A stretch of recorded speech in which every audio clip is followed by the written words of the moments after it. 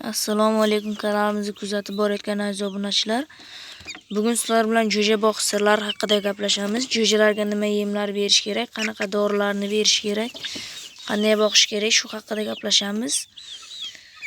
Jo'jalarga birinchi yordamni o'zingizlar qilasizlar. Boqishda suvni doim qo'yasizlar, ko'rib turibsizlar, suv to'la. Suvni doim qo'yasizlar, joyini yaxshi qilasizlar. Mana joy akkuratni. Yaxshi turibdi. Jo'jalarimiz ham mana 70 kunlik bo'lib qolishi, mana ancha semiz, qo'lga ilinadigan bo'lib qolgan. Yaxshi o'syapti. Suvga vitaminlar qo'shib berasizlar. Biosupervi, chiktonik degan vitaminlar bor. Kalsiyga suyuq kalsiy va tuxum po'chog'ini maydalab qo'shib berasizlar. O'tgan safargi videolarimda aytganimdek.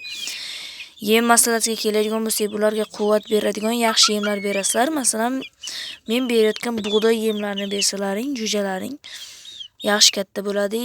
Boshida jo'jalar ochilganda ularga starterni maydasidan berasizlar, starterni maydasidan. O'shanda yaxshi katta bo'ladi. Chunki starter semirtiradi, ichida proteinlari bor. Mana jo'jalarimiz katta qo'lga ilinadigan bo'lib qolgan. Vazni 1,5 kilocha bo'lsa kerak hozircha. Keyin yana katta bo'lishadi. Shunday qilib jo'jalarni boqsalaring, o'lmay katta bo'ladi hammasi. Shu masalalarga e'tibor beringlar. Jo'jalarni suvsiz, ovqatsiz qoldirmanglar. Doim vaqtida beringlar jo'jalarga ovqat narsalarni. Shunday yaxshi o'sadi hammasi. Agar qaysiri qonab qolsa, uni ichida qoldirmay, iloji boricha alohida qilib yoki zelyonkalarini surtib, qonagan joylarga boqishlaringni maslahat beraman. Biz jo'jaga yana vitamin bo'lishi uchun o'tgan safargi videolarda aytib o'tganimdek, tarvuz po'choqlari, daraxt barglarini bersa bo'ladi. O'zlari tez yeb tashlashadi. Agar jo'jalaring kichkina bo'lsa maydalab berasizlar, katta bo'lsa shunday beraverasizlar. Bular katta jo'jalarimiz. Shuning uchun ularga maydalab bermaymiz. Suv doim bo'lsin, ayniqsa issiqda, yozgi kunlarda. Mana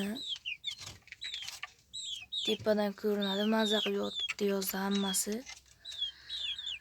Boqish sirlarimiz shulardan iborat edi. Agar kimda savol bo'ladigan bo'lsa, yo qanaqa video chiqarishimni istasalaring, kommentariyaga yozsalaring, chiqarishga harakat qilaman, bemalol so'rayveringlar.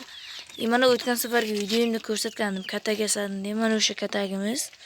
Shuni oldiga qo'yib qo'ydim. Ham bu yoqqa quyosh uradi, bu yoqqa urmaydi, soya turadi mana. Bu ancha yaxshi yasalgan. Bunga inkubatordan chiqadigan 4 ta jo'jamiz solamiz. Ichiga tuproq solganman, tabiiylik bo'lishi uchun ozgina. Ham tagi tez tozalanadi. Shunday elni ko'tarib, tuprog'ini olib tashlab, yangi tuproq solsak bo'ldi. Tezda tozalanadi. Mana inimizning ichki tomonlari. Xullas, mana shu yoqqa kichkina bo'lakcha narsa qo'yib suv qo'yamiz, yemini ichiga beramiz. Jo'jalarda hammasi yaxshi bo'ladi. Mana katagimiz hamma joyi yopiq, kichkinagina universalniy katak. Oldilari ochiq, yorug'lik kirib turadi.